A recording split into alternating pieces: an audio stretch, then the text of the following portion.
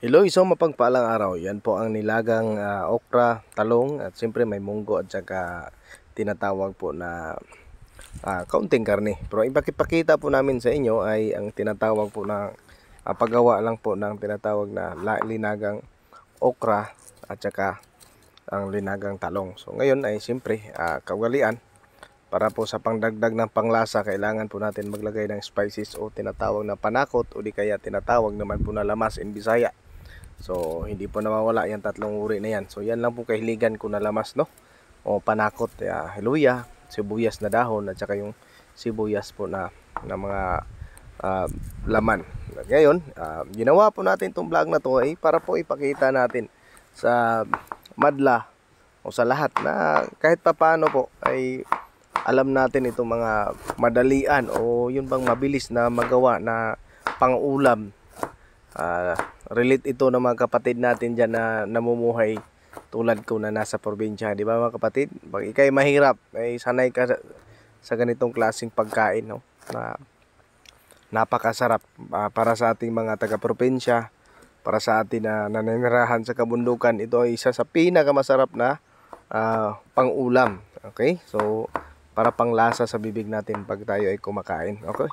So, siyempre mga kaibigan, pinakita po natin at ginawa po natin ito para na lang din po sa mga kapatid natin na yun bang hindi na nakatikim uli nito kasi yun nga, nasa ibang bansa na, nasa ibang bayan na, yung iba naman ay tinatawag natin na wala na, hindi na nakauwi sa probinsya, tapos halos kumakain mga fast food na, halos kumakain sa mga restaurant na. Siyempre pag doon ay halos hindi na napapansin. So yan naman po ang paglagay natin. So yan po asin, sahog natin. Hindi po ako naglalagay ng para sa hindi po para sa nilagang okra. So yan lang po. Combination mix natin yung tinatawag na panakot o lamas at pagkatapos yan naman po ang yan ay sausawan natin ng suka. Yan po ay para sa tatlo lang yan. Kasi ano lang yan. Sausawan ng okra. Asin, hindi natin sasahog pagkatapos yung panakot. Yan lang po ang panglasa. Simpleng panglasa ko po. So yung iba naman mahilig sa tuyo ay maglalagay din ng tuyo. Yan lang po ang nakadepende kasi sa panglasa ng ating. Yan lang po ang panglasa ko. Yan po ang ating asin. Ginawa po para sa suka at sausawan ng tinatawag na lasa ng mga spices. Yan po. Napakasarap natin sa inyo. Shout out sa lahat na nagnanais na makakain nito balang araw na hindi na nakatigim, no? Dahil ito na relate yan ng mga bansa natin. So ngayon naman po isunod natin ng paghihimay. So ito gagawin nating salad. Tinatawag natin sa gagawin nating salad na talong. Siyempre yan, no? Alam yan ng lahat na tawag nito. May uod ay tatanggalin pag tinatawag na paghihimay. Po ang gagawin natin. Kailangan siyang hihimayin siya para siyempre iniwa mo maliit na gamit para maging salad talaga. Pagkatapos yan, lagyan din ng asin. Hindi nawawala.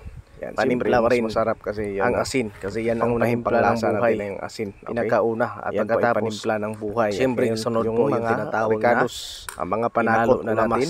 Siyempre kailangan idagdag ng panglasa sa ating dila. Na po natin at tinatawag na po salad na. Po natin yan. So yung ano nito para kadalasan sa mamahilig din sa maalat o magkumbine din dito ng lasa ng mga minsan naman ilalagay natin. Tinatawag sa Bisaya na pagkain na ginamos. So wala kasi tayo yan ngayon kaya yan muna. Pure muna yan. Na talong at lagyan din po ng suka. Again, isang mapagpalang panahon po yan. So ipinakita ko lang sa inyo. Again, so sa mahilig nito, yung iba dalawang naglalagay din ng